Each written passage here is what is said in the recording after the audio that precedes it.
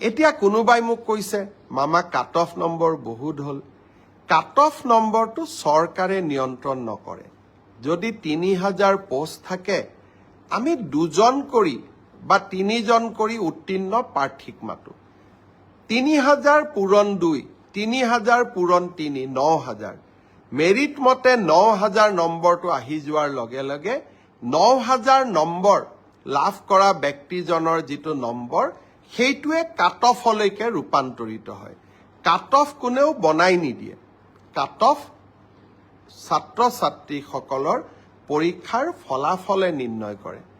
কোনোবাই যদি ভাবে যে কাট অফ বেছি হৈছে, তাৰ মানে ইয়াকে বুজাব পাৰি যে সঁচাকৈয়ে এইবাৰ পৰীক্ষাৰ ফলাফল যোৱাবাৰতকৈ ভাল হৈছে।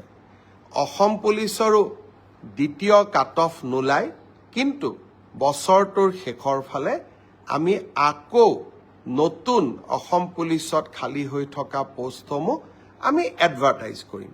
কোনোবাই যদি পোৱা নাই, হতাশ হ'ব নালাগে, দৌৰৰ প্ৰেক্টিচ অব্যাহত ৰাখিব লাগে।